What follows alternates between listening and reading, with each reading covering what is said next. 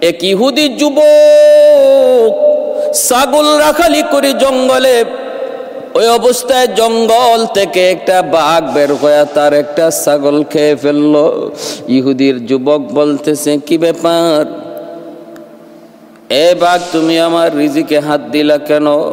সাথে সাথে আল্লাহ পাক বাঘের জবান আল্লাহ খুলে দিলেন, বাঘের জবান আল্লাহ খুলে দিলেন।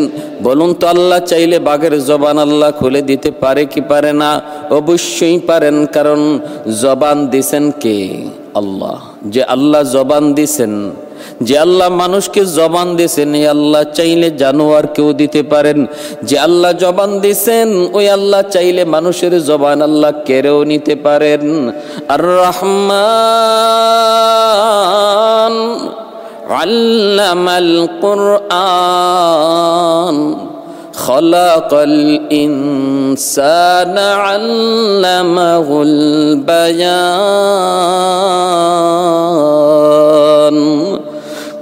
জবান দেওয়ার ক্ষমতা দিছেন কে? আল্লাহ। এই জবানের ক্ষমতা, জবান কথা বলার শক্তি দিলেন আল্লাহ। এজন্য আল্লাহ পাক বাঘের জবানটা আল্লাহ খুলে দিলেন। বাঘ এইবার ডাক দিয়ে কয়, নারী যুবক, আমি তোমার রিজিক খাই নাই, আমি আমার রিজিক খেয়েছি। কারণ যদি এটা আমার রিজিক না থাকতো, আমার পেটে আসতো না, আমি খাইতেও পারতাম না। এই কথা বলা মাত্রই যুবক বলতেছে, কি আশ্চর্যের ব্যাপার, বাঘেও দেখি মানুষের মতো কথা কয়, এটা কেমন আশ্চর্যের ব্যাপার, কেমন আশ্চর্যের ব্যাপার। বলা মাত্র বাঘ আবার ডাক দিয়ে কয়, যুবক, বাঘে কথা বলা আশ্চর্যের বিষয় নয়। আশ্চর্যের বিষয় হলো মদিনার নবী, রহমতের নবী, দয়ার নবী, তিনি মসজিদের নববীতে সাহাবায়ে কেরামদেরকে নিয়ে দ্বীনের তালিম দেন। দয়ার নবী, মায়ার নবী, মানুষকে মানুষ বানান। মার গর্ভ থেকে দুনিয়ায় আসলে পরেই মানুষ হওয়া যায় না, মানুষ হতে হয়। সন্তান জন্ম দিলেই মানুষ বানানো যায় না, তারে মানুষ বানাইতে হয়। আর মানুষ বানানোর, মানুষ হওয়ার তরিকা হলো বিশ্ব নবীর আদর্শ, আমার নবীর আদর্শ। আমার নবীর আদর্শ একমাত্র মানুষকে মানুষ বানাইতে পারি, নতুবা নামে মানুষ হয়, কাজে কর্মে জানোয়ার হায়ওয়ানে পরিণত হয়ে যায়। আজকে অমুসলিমগুলির মধ্যে নামে মানুষ রয়েছে, খ্রিস্টান ইহুদিরা নামে মানুষ, কিন্তু প্রকারে ওরা হায়ওয়ানের চেয়েও খারাপ। একটা হায়ওয়ান যা করে, মানুষ হয়ে যদি তাই করে, সে হায়ওয়ানের চেয়েও নিকৃষ্ট। কারণ হায়ওয়ান তো অপরাধ করে না যাই না, না বুঝা। মানুষ তুমি যাই না বুঝা বিবেক থাকার পরেও যদি হায়ওয়ানের মতো অপরাধ করো, তাহলে তুমি হায়ওয়ানের সমান নও, বালহুম আদল। আল্লাহ বলেন সে হায়ওয়ানের চেয়েও বেশি নিকৃষ্ট। জঙ্গলের বাঘটা ডাক দেয়া কয়, রে যুবক, আমার কথা বলাটা আশ্চর্যের বিষয় নয়। আশ্চর্যের বিষয় হলো দ্বীনের নবী মানুষকে মানুষ বানায়, আর তুমি জঙ্গলে ছাগল রাখালি করো। এটা এর চেয়েও বড় আশ্চর্যের বিষয়। কেন তুমি নবীর দরবারে যাও না? এটা আশ্চর্যের বিষয়, আমার কথা বলার চেয়েও বেশি। বলা মাত্রই যুবক কয়, হায় হায় হায়, এ কেমন নবী, এ কেমন নবী, যেই নবীর দরবারের সংবাদ আমাকে জঙ্গলের বাগে দিল। না না, আর আমি এখানে থাকতে পারি না, অবশ্যই নবীর দরবারে যাওয়া লাগবে। এইবার যুবক বলতেছে, আমি তো যেতে চাই, কিন্তু আমার ছাগলগুলি রাখালি করবে কি? আমার ছাগল রাখালি করবে কি? আমি যদি নবীর দরবারে যাই, আমার ছাগল রাখালি করবে কি? বাঘ তখন ডাক দিয়া বলে, কোনো টেনশন নাই, টেনশন করো না, আমি তোমার ছাগলের পাহারাদারি করব। কেমন কথা কয়! যুবক বলে, হ, তোমার কাছে আমি ছাগলগুলি দিয়ে যাব। আমি পাগল হয়েছি, আমি বুঝি পাগল হয়েছি, পাগল। আমার মাথায় বুঝি কোনো বুদ্ধি নাই। একটা ছাগল খেয়ে ফেলেছ, আমি বলেছিলাম কেন খাইছো? তুমি বলো এটা তুমি তোমার রিজিক খাইছো। এখন যদি ছাগলগুলি তোমার কাছে দিয়া যাই, তাহলে শিয়ালের কাছে মুরগি বাগি দেওয়ার অবস্থা হবে। আইসা দেখবো, এসে দেখবো তোমার কাছে একটা ছাগলও নাই। যদি বলি কি করলা, তুমি বলবা তোমার রিজিক তুমি খাইছ। বাঘ বলতেছে, রে যুবক, মুখ সামলায় কথা বলো, তোমরা মানুষ, তোমরা তোমাদের ওয়াদা খেলাফি করতে পারো, কিন্তু আমরা হাইওয়ান হলেও ওয়াদা খেলাফি জানি না, ওয়াদা খেলাফি জানি না। মানুষ হইয়া তোমরা ওয়াদা খেলাফি করতে পারো, টিন দেওয়ার কথা কইয়া দিতে না পারো, রাস্তা করবার কথা কইয়া তোমরা না করতে পারো, ব্রিজ বানাইতে যাইয়া রডের বদলা বাঁশ ঢুকাইতে পারো, এটা তোমাদের কাজ। কিন্তু আমরা হাইওয়ান হলেও কথা ঠিক, জবান ঠিক, যা বলি তা রাখি। আমাদের জবানে কোনো ধরনের কোনো দুষ্কি নাই, ছলচাতুরি নেই, গাদ্দারি নেই। 100 বিশ্বাস করতে পারো আমার উপর, 100 কোনো টেনশন নাই, চিন্তার কোনো কারণ নাই। আমি হায়ওয়ান, আমি তোমাকে ওয়াদা দিলাম সবগুলি ছাগল আমানত পাবে। একটা ছাগল আমাকে মজুরি বাবদ তুমি দিয়ে যেতে পারো একটা, আমি যে তোমার ছাগলগুলি পাহারাদারি করব, রাখালি করব, আমাকে একটা ছাগল দিয়ে যাও আমার খাওয়ার জন্য। যুবক বলে, হ্যাঁ দিয়ে দিলাম, যাও একটা ছাগল তোমারে দিয়ে দিলাম, বাকিগুলি তোমার কাছে আমানত। কোনো অসুবিধা নাই, যেতে পারো। মায়েরা, বন্ধুরা, এ কেমন যুগ, কেমন যুগ, কেমন সোনালী যুগ, কেমন ইনসাফের যুগ ছিল।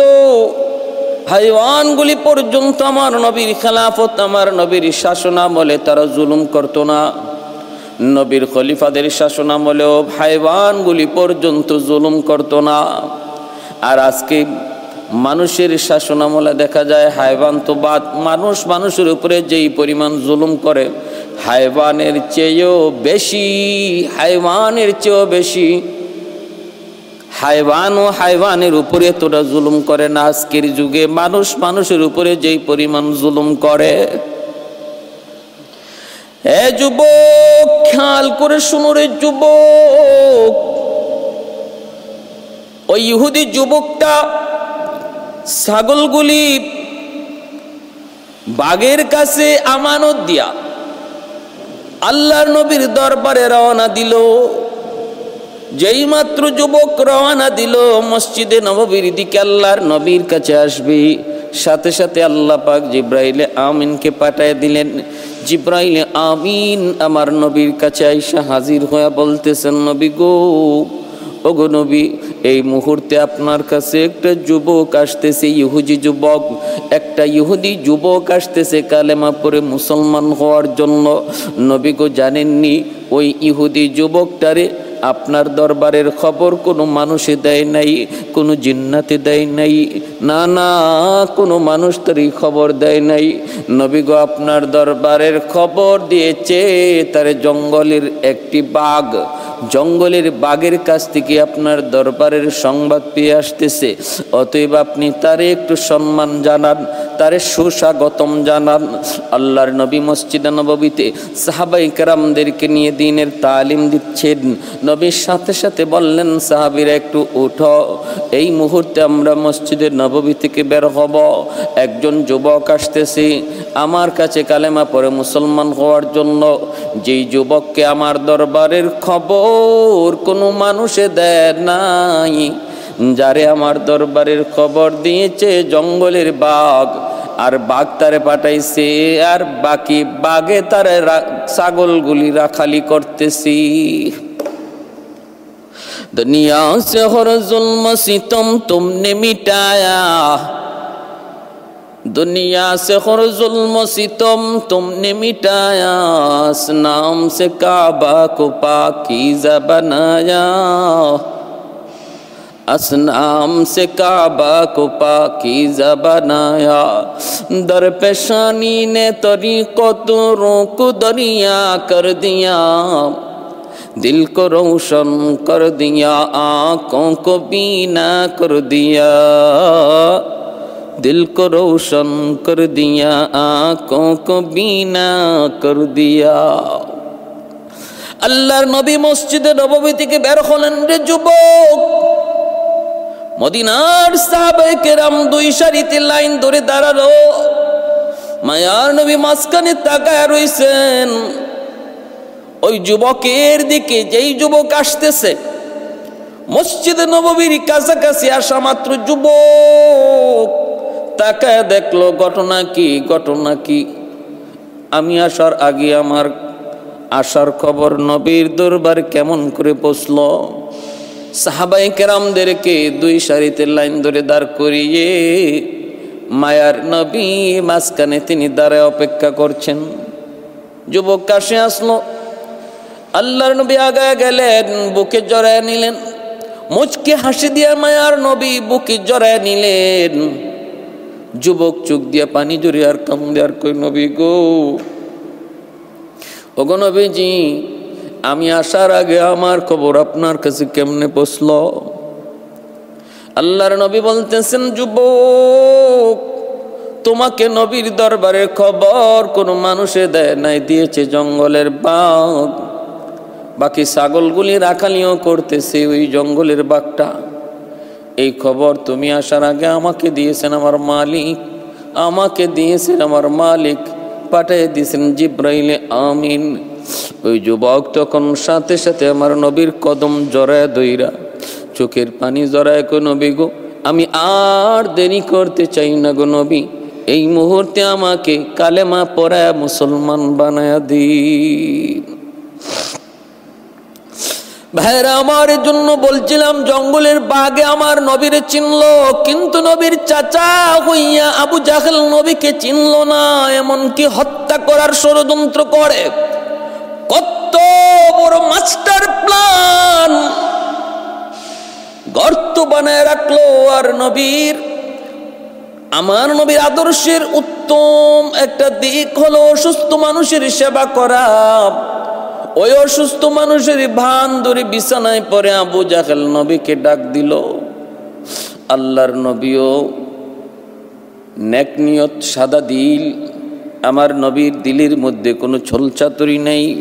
মায়ার নবী বের হয়ে গেলেন চাচাকে দেখতে। কাছাকাছি চলে আসলেন, কাছাকাছি চলে আসলেন, অল্প কয়েকটা কদম দিলে পরে মায়ার নবী ওই গর্তে পড়ে যাবেন।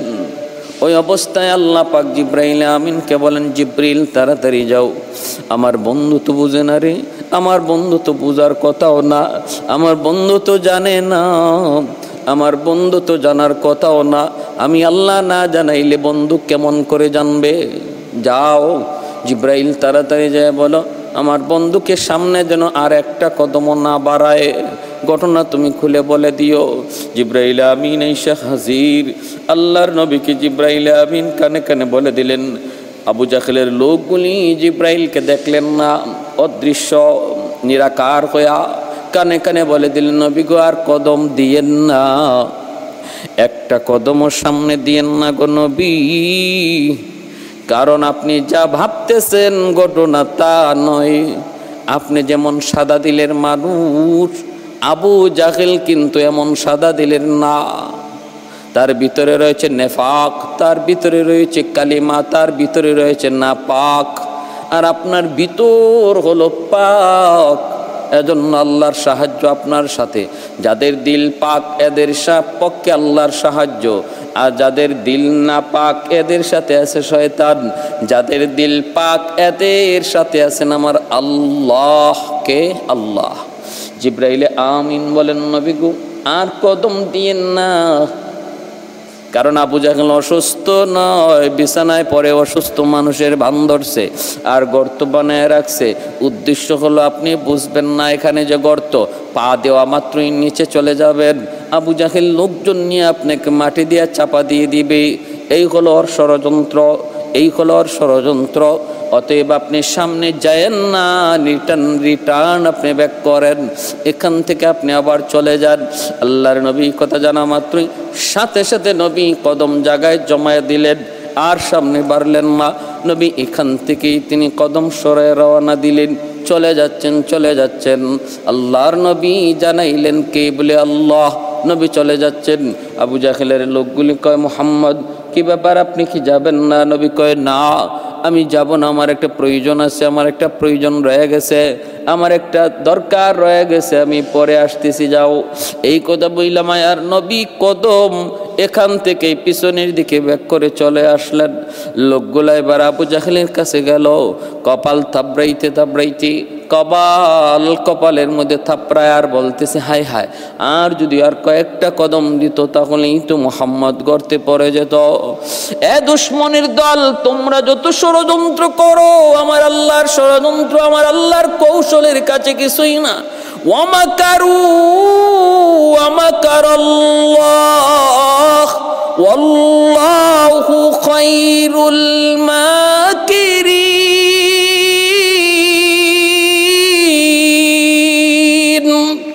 ওরা ষড়যন্ত্র করে আর আল্লাহ কৌশল করেন, ওদের ষড়যন্ত্র আমার আল্লাহর কৌশলের সামনে দুলিশাত।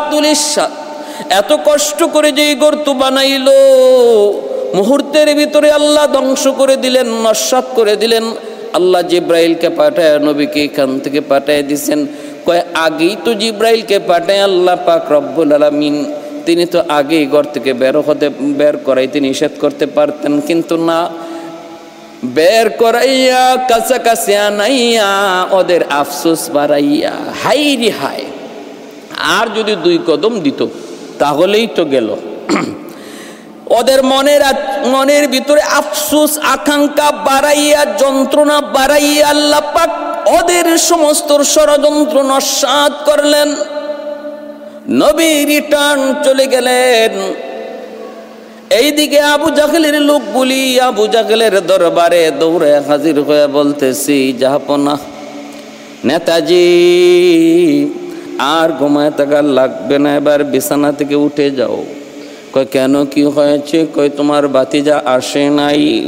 কস কি তোরা? বলে হ, আসছিল ভালোই, কিন্তু গর্তের কাছাকাছি আসার পর কে যেন তারে কি বলল, আমরা তো কিছুই দেখলাম না, কিন্তু গর্তের কাছাকাছি আসা মাত্রই আর 2-4 কদম দিলেই হয়তো গর্তে পড়ত। ওই মুহূর্তে দাঁড়িয়ে গেল, আবার পিছন দিকে রওনা দিল। আমরা বললাম যাবা না? কয় না, যাব না। আবু জাহেল কয়, কস কি তোরা? লাফ দিয়ে বিছানা দিকে উঠছে। কই রে আমার ভাতিজা, কই রে আমার ভাতিজা? এই বইলা আবু জাহেল দৌড় দেয়। নিজের খবর নাই, গর্ত যে বানায় রাখছে। আল্লাহ তার মাথা দেখে ওই সময় গর্তের কথা ভুলে দিছেন। আল্লাহর সাথে ষড়যন্ত্র করো, আল্লাহর মোকাবেলা করো। আল্লাহ কেমন ধরাটা ধরে, আল্লাহ যখন ধরে দিশাও পায় না, কেমনে আল্লাহ কখন কি ভুলায় দেয় তাও জানে না।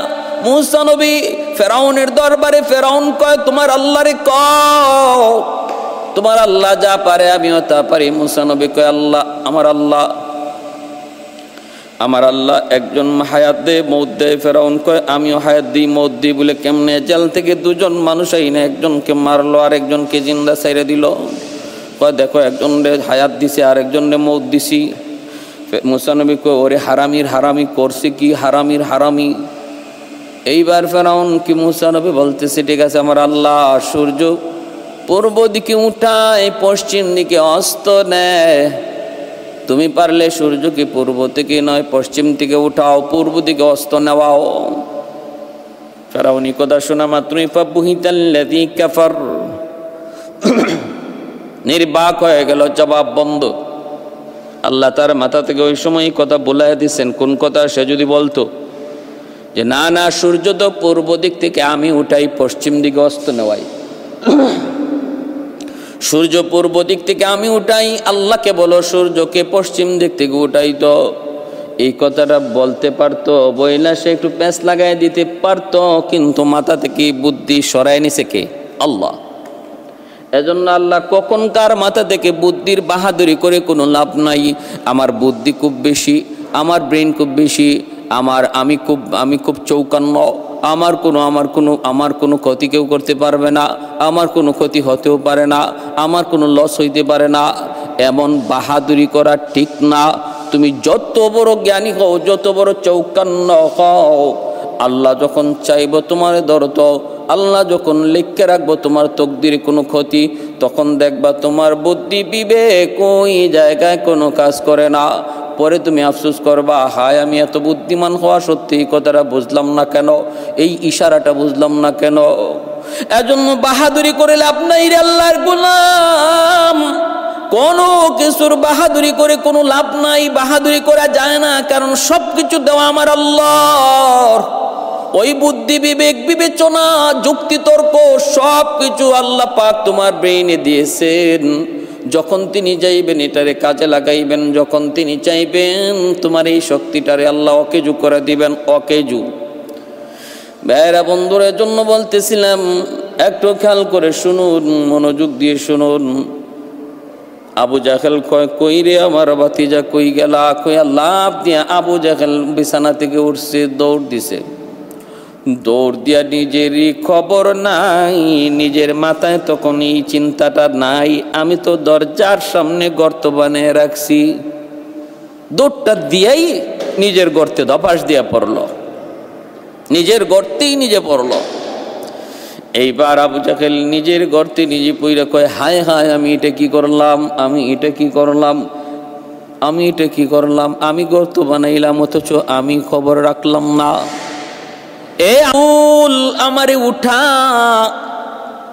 লোকজন ধরে উঠাইতে গেছে গর্তের ভিতর থেকে। ওই মুহূর্তে আল্লাহ পাক রব্বুল আলামিন গর্তকে বলতেছেন, রে গর্ত তোর ভিতরে কে আইছে তুই জানোস নি? বলে কি কয় আবু জাহেল, এ আমার নবীর দুশ্মন, আমি আল্লাহর দুশ্মন, সাবধান, ওরে আরো নিচে নিয়ে যা, আরো নিচে নিয়ে যা। গর্ত আরো নিচে যাইতে লাগলো, আরো নিচে যাইতে লাগলো। আবু জাহেলও নিচে যায়, আবু জাহেলও নিচে যায়। বাইরা বন্ধুরা, ওই অবস্থা আল্লাহর নবী, রহমতের নবী, মায়ার নবী, দয়ার নবী, তিনি তো তার বাড়িতে ফিরে আসলেন। কিন্তু গর্ত আবু জাহেল রে ভালো করে চিনছে সে যে আল্লাহ আল্লাহ রসুলের দুশ্মন। গর্ত যদ্দুর আবু জাহেল বানাইছিল আরো ডাবল গর্ত হয়ে গেল। লোকজন হাত বাড়ায়, লাগাল পায় না। আবু জাহেল কয় রশি ফালায়, রশি ফালায়, রশি তো লাগাল পায় না। মই ফালায়, মইও লাগাল পায় না। আবু জাহেল তখন কয়, কি রে, আমি তো এত বড় গর্ত বানাই নাই, এত গভীর আমার গর্ত নয়, তাহলে এত গভীরে কেমনে পুষলাম? ওরা উপর থেকে কয়, নেতা আমাদের কাছে সব, আমাদের কাছে যত আসবাব আছিল তোমাকে তোলার সব শেষ, এখন আমরা বুঝি না কেমনে তোমারে তুলব। আবু জাহেল নিচ থেকে কয়, আমি বুঝে ফেলেছি গন্ডগোল কোন জায়গায়। সমস্যা হলো আমার আসমানে চিকিৎসা চলছে, জমিনে আগুন লাগছে শেরপুর, পানি দেওয়া হয় ফরিদপুর। এই আগুন জীবনে কোনোদিন নিভবে না। আগুন যদি নিবাইতে হয় শেরপুরের আগুনে পানি দাও, চিকিৎসা যদি করতে হয় আসমানে চিকিৎসা করাও। আমার গন্ডগোল কোথায় আমি বুঝে ফেলেছি। আমার বাতিজা মুহাম্মদের কাছে তোমরা তাড়াতাড়ি করে যাও রে। আমার বাতিজা মুহাম্মদ না আসা পর্যন্ত আমাকে কেউ গর্ত থেকে তুলতে পারবে না। লোকগুলা নবীর কাছে চলে আসলো, সেই ডাক দিয়া বলতেছে, মুহাম্মদ, মুহাম্মদ তোমার চাচা আবু জাহেল গর্তে পড়ে গেছি, এখন তারে তুলতে পারি না, কোনোভাবেই তুলতে পারি না। আমাদেরকে পাঠাইছে তোমার সহযোগিতার জন্য, তুমি তোমার চাচাকে তোলার জন্য একটু সহযোগিতা করবানি। আমার নবী, রহমতের নবী, দয়ার নবী, তিনি তখনও রাজি হয়ে গেলেন। অথচ নবী ভালো করে জানেন এই গর্তটা বানাইছিল আমার নবীকে খতম করার জন্য। আজকে ওই গর্তে নিজেই পড়ল। এই কথা জানার পরেও মায়ার নবী বলেন, চলো আমাকে নিয়ে চলো, আমি আমার চাচাকে উদ্ধার করতে সাহায্য করব। সুবহানাল্লাহ। শাফিঈ রোজে জাযা ও যা খতিবে আম্বিয়া, শাফিঈ রোজে জাযা ও যা খতিবে আম্বিয়া, সাহিবে হাউজ লিওয়াজিল খুদা রোজে আতীদ। साहिब हौज़ लिवाज़िल खुदारूज़ अतीद, साहिब असरार ऊना मुस अकबर बरमला, इल्म उ अज अव्वलिनो आखिरी अंदर मजीद, इल्म उ अज अव्वलिनो आखिरी अंदर मजीद, रहमतुल लिल आलमी खन दश खुदावंद करीम, खल्क़ो खुल्क़ो क़ौलो फ़िअलो हदियो सिमते उ हमीद, खल्क़ो खुल्क़ो क़ौलो फ़िअलो हदियो सिमते उ हमीद। मायार नबी, दयार नबी चललेन आबू जहलके सहयोगिता करबेन। आय आल्लाहर नबी रहमतेर नबी गर्तेर किनारा थेके डाक दिया बोलतेছেন, चाचा जान खबर की? आबू জাহেল গর্তের ভিতর থেকে ডাক দিয়া কয়, ভাতিজা তুমি তো জানোই, তুমি তো ভালো করে জানো, সব তো তুমি জেনে গেছো, সব তো তোমার আল্লাহ তোমারে জানায় দিছে রে ভাতিজা। আমার বুঝ হয়ে গেছে, কারণ আমি এত গভীর কোনো গর্ত বানাই নাই রে। তোমাকে খতম করার জন্য যেই গর্ত বানাইছিলাম এটা তো আরো কম গভীর ছিল। এখন আমি এর ভিতরে পড়ার পরে দেখতে পেলাম গর্ত আরো ডাবল বেশি গভীর হয়ে গেছে। এ ভাতিজা আমার বুঝ হয়ে গেছে, তোমার আল্লাহ তোমারে সব জানায় দিচ্ছে আর আমারে ধরছে, তোমারে বাঁচাইছে। ইন্না বাতুশা রাব্বিকা লাশাদীদ, আল্লাহ যারে ধরে কেউ তারে ছাড়াইতে পারে না। ফেরাউনরে আল্লাহ ধরছে, মুসা নবীরে আল্লাহ বাঁচাইছে। নীল দরিয়ার পানি একই রাস্তা দিয়া মুসা নবী পার হয়ে গেছে, ফেরাউন ডুইবা মরছে। একই গর্ত, যেই গর্ত নবীর জন্য বানাইছিল, আল্লাহ নবীরে বাঁচাইছে, আবু জাহেল রে আল্লাহ ফালাইছে। এই ক্ষমতা আল্লাহর আসেনি না নাই? ক্ষমতা আল্লাহর আসেনি নাই? আল্লাহু আলা কুল্লি শাইইন কাদির,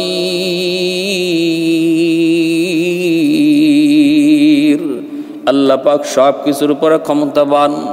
বাইরে আমার, এই জন্য আল্লাহর নবী রহমতের নবী বলতেছেন, চাচা জান খবর কি? আবু জাহেল কয়, ভাতিজা খবর তো সব দেখতাছই, এখন ওরা গর্তের এই বিশাল গর্ত থেকে আমাকে তুলতে পারে না। মই দিয়েও লাগাল পায় না, রশি দিয়েও লাগাল পায় না, হাত বাড়ায় লাগাল পায় না। আমি তো বুঝে গেছি মামলা কোথায়। ভাতিজা তুমি ছাড়া আমাকে কেউ তুলতে পারবে না, আমার বিশ্বাস হয়ে গেছে, কেউ তুলতে পারবে না।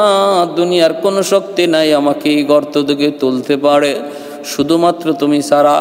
আল্লাহর নবী বলেন, চাচা এত দূর যখন আপনি বুঝেন, বাকিটা বুঝেন না কেন? 6000 বার আপনার কাছে দিনের দাওয়াত নিয়ে গিয়েছি, কত সময় আমি মাইরও খেয়েছি, রক্ত জড়াইছেন, আমার মাথায় আঘাত করেছেন, পিছনের সব কাহিনী আমি বলে গেলাম। চাচা এখনো সময় আছে, এখনো সময় আছে। এতটুকু যখন আপনার ভাতিজাকে আপনি চিনলেন, বাকিটা বুঝতে অসুবিধা কি? আবু জাহেল তখন গর্তের ভিতর থেকে বলতেছে, ভাতিজা একটু উপরে উঠাও, ঠিক আছে সব হইব, সব কিছু হবে ঠিক মতোই, তোমার যা ইচ্ছা তা পূরণ হবে, আগে আমারে উঠাও। আল্লাহর নবী বললেন, না চাচা, এমন বহু কথা তুমি দিছ, বহু ওয়াদা তুমি করেছ, এবার তুমি ওখান থেকে ওয়াদা করো, ওঠার পরে তুমি আর কোনো ছলচাতুরি করবা না, ওঠা মাত্রই তুমি কালেমা পড়ে মুসলমান হবা। ওয়াদা করো, ওয়াদা করো, ওয়াদা করো। আবু জাহেল তখন বাঁচার জন্য তখন মিথ্যার আশ্রয় নিল, বলতেছে, ঠিক আছে ভাতিজা, আমি ওয়াদা করলাম, আমি ওয়াদা করলাম, আমাকে উপরে উঠাও। আল্লাহর নবীকে আবু জাহেল ভালো করে জানতো ইনি নবী, এজন্যই তো লোকজন পাঠাইছে। আখনাস বিন সুরাইক জিজ্ঞেস করেছিল, আবু জাহেলের বন্ধু নেতা, একটু কন্ত মুহাম্মদ সত্য নবী না মিথ্যা নবী? আপনি রাতের অন্ধকারে মুহাম্মদের কোরআন তেলাওয়াত শুনতে যান, প্রতিদিন তার কোরআন তেলাওয়াত শুনেন, তারপরে রাতে আপনি আইসা ঘুমান, অথচ মুহাম্মদ রে মানেন না। আবু জাহেল তখন বলতেছে, শুন, কথাটা তোরেই শুধু বলতেছি, আর কাউকে বলবি না। আমার ভাতিজা মুহাম্মদ সত্য, 100% সত্য, তার দিন সত্য, সে সত্য নবী, কোনো ধরনের কোনো সন্দেহ নাই, তাহলে মানেন না কেন? কয় মানি না শুধু এক কারণে, মুহাম্মদকে মানলে আমার নেতাগিরি চলবে না, আমার নেতাগিরি চলবে না, আমার সরদারি বাতিল হয়ে যাবে, এজন্যই শুধু মুহাম্মদকে মানতে পারি না। বাকি মুহাম্মদ যে সত্য নবী বিন্দু পরিমাণ এতে কোনো সন্দেহ নাই। এজন্যই তো আবু জাহেল ভালো করে বুঝছে আমার বাতিজা ছাড়া কেউ তুলতে পারবে না, কারণ আমার মামলা আসমানে, চিকিৎসা যদি জমিনে হয় কোনোদিন রোগ সারবে না। এ বাতিজা আগে উঠাও, তারপরে আমি কথা দিলাম কালেমা পড়ব। আল্লাহর নবী রহমতের নবী হাত মোবারক কানা তিনি বাড়ায় দিলেন। নবীজি যখন হাত মোবারকটা বাড়ায় দিছেন আল্লাহ পাক তখন ওই গর্তকে ডাক দিয়ে বলে, গর্তরি তোর কাছে কে হাত পাঠাইছে? কয় আমার বন্ধু হাত পাঠাইছে, চিনচনি। এখন আবু জাহেল লিফটের মতো তুই উপরে উঠায় দে, আমার বন্ধুর হাতে ওর হাতটা লাগায় দে। আল্লাহ পাকের হুকুমে গর্ত আবু জাহেলকে লিফটের মতো উপরে উঠায় দিল। আল্লাহ নবীর হাত মোবারক ধরল, নবী টান দিয়ে আবু জাহেলকে উপরে উঠে নিলেন। উঠানোর পরই নবী বলতেছেন, চাচা যান, এবার আপনি একটু কালেমা পড়ে মুসলমান হইয়া দেখান, ওয়াদা রক্ষা করুন, ওয়াদা পূরণ করুন।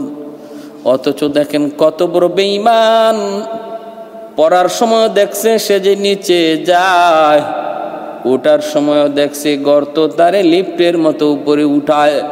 এত বড় মুজিজা, এত বড় নবীর মুজিজা দেখার পরও কপালে হেদায়েত নাই।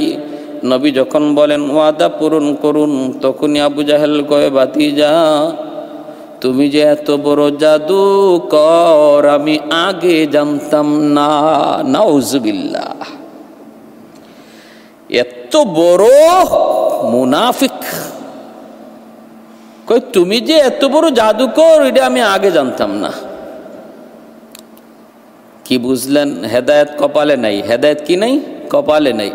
এজন্য এমন কথা বলছে, ইন্নাকা লা তাহদি মান আহবাবতা ওয়ালাকিন্নাল্লাহা ইয়াহদি মান ইয়াশা। আমার নবী ভীষণ কষ্ট পেলেন, ভীষণ মর্মাহত হলেন। এইবার আল্লাহর নবী চলে আসলেন বাড়িতে, মনে কষ্ট নিয়ে। নবীর মন অনেক বেজার। আম্মাদান খাদিজাতুল কুবরা রাদিয়াল্লাহু তাআলা আনহা নবীর চোখের পানি মুছেন, সান্ত্বনা দিন আর বলতেছেন, না গো নবী আপনি টেনশন করবেন না, এই দিন নয় আরো দিন সামনে আছে। আল্লাহ একদিন আমাদের সুখের দিন রাখবে। আবু জাহেলের প্রয়োজন নাই, আল্লাহ তার কপালে হেদায়েত রাখে নাই। হেদায়েতের মালিক আপনি নন, আমি নই, কেউ নই। হেদায়েতের মালিক তো আল্লাহ। আমি আপনি শুধু চেষ্টা করে যাব, আমি আপনি শুধু বুঝায় যাব। বোঝানোর দায়িত্ব আমাদের। কার কপালে হেদায়েত জুটবে, কার কপালে জুটবে না, এই খবর আল্লাহর হাতে। ওয়াজ নসিহত করা উলামায়ে কেরামের কাম। কার দিল নরম হবে আর কে নামাজি হবে সেটা জানেন কি? আমার আল্লাহ। ভাইরা আমার, এজন্য বলতেছিলাম আবু জাহেল কত কত ষড়যন্ত্র আমার নবীর বিরুদ্ধে করলো। সর্বশেষ যে মাস্টার প্ল্যানটা করলো, এই মাস্টার প্ল্যানও কামিয়াব হলো না। আল্লাহ আমার নবীকে বাঁচালেন, আবু জাহেলকে ধরলেন। আর ওই চিনল বনের হরিণ, চিনল বনের বাঘ, কিন্তু নবীর চাচা হইয়া নবীকে চিনল না। আমি আপনি আমরা যারা নবীর উম্মত দাবি করি, নবীর আশিক দাবি করি, শুধু দাবি করলেই হবে না। আমার নবীর আদর্শকে যদি আমরা মানি, ফলো করি, নবীর সুন্নতকে যদি নিজের জীবনে প্রতিটা অঙ্গে অঙ্গে আমরা, প্রতিটা জায়গায় আমরা সেটাকে গ্রহণ করি, তবেই নবীর একজন সত্যিকারের আশিক রাসূল হওয়া সম্ভব। আল্লাহ আমাদের সবাইকে আমার জীবনে, আমাদের প্রত্যেকের জীবনে নবীর আদর্শকে বাস্তবায়ন করার তৌফিক দান করুন। ওয়া আখির দাওয়ানা আনিল হামদুলিল্লাহি রাব্বিল আলামিন।